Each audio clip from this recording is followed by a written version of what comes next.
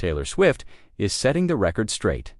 After a wave of mixed reviews for her new album, The Life of a Showgirl, the pop icon is speaking out with poise, confidence, and a reminder that criticism comes with the territory. "All that time alone in my tower," Taylor said during her recent Apple Music One interview with Zane Lowe, "you were just honing your powers. Now I can see it all. I mean, I welcome the chaos." It's a classic TaylorResponse.com. Thoughtful and filled with quiet strength. The 12-track record, The Life of a Showgirl, has already broken streaming records worldwide.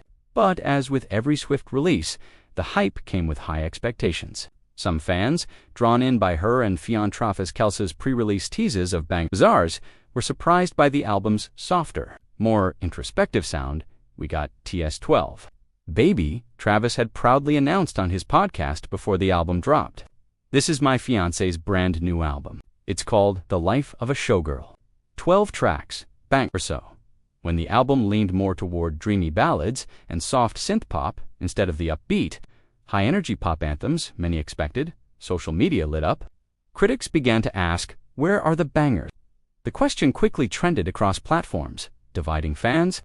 Some praised the record's maturity and emotional depth, while others missed the high-powered hits. Reminiscent of her collaborations with Max Martin and Shellback, the production duo behind earlier pop smashes like Blank Space and Style. But Taylor isn't fazed. In fact, she seems to have anticipated it. "The rule of show business," she explained, "is if it's the first week of my album release and you're saying either my name or my album title, you're helping." It's a graceful way of saying that, in her world, attention is still energy. Whether it's love or criticism, it keeps the music and the conversation alive. When asked about how she handles creative scrutiny, Taylor's response was measured and mature. "When I craft a song, I think about every aspect of it," she said. "When it all comes together and then goes out into the world, there are so many moving pieces. I have a lot of respect for people's subjective opinions on art. I'm not the art police," she continued. "Everybody is allowed to feel exactly how they want. Our goal as entertainers is to be a mirror. What you're going through in your life affects whether you connect with the music I'm making at any given time." For Taylor, music has always been a reflection of life's seasons: love, heartbreak, growth, and rediscovery. And that's part of what makes her artistry so enduring.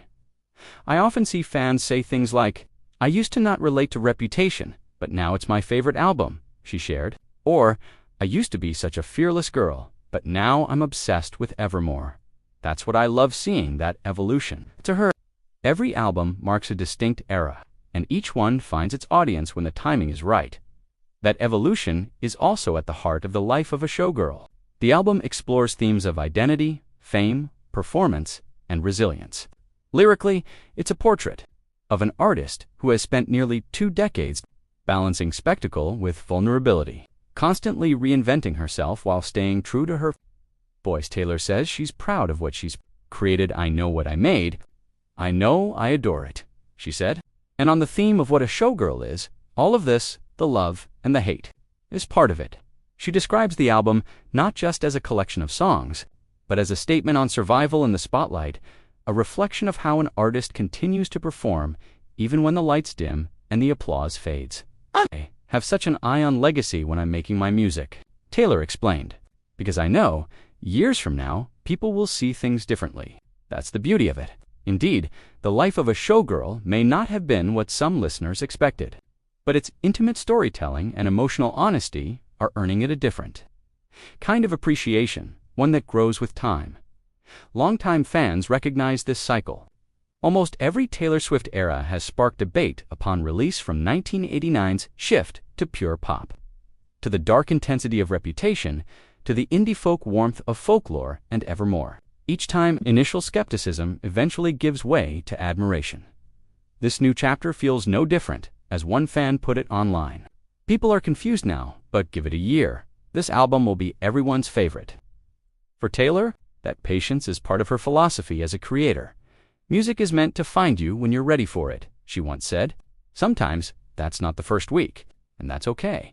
The Life of a Showgirl is built around that very idea. It's lush, reflective, and filled with lyrical metaphors about the price of performance and the freedom of authenticity. The title track, for instance, feels almost autobiographical, a theatrical yet raw meditation on fame, femininity, and endurance. "Now, I know the life of a showgirl," she sings in Babe. "I wouldn't have it any other way." It's both a declaration and a confession, an acknowledgement that the spotlight can burn, but also illuminate. By the end of her interview, Taylor had one final message for fans and critics alike.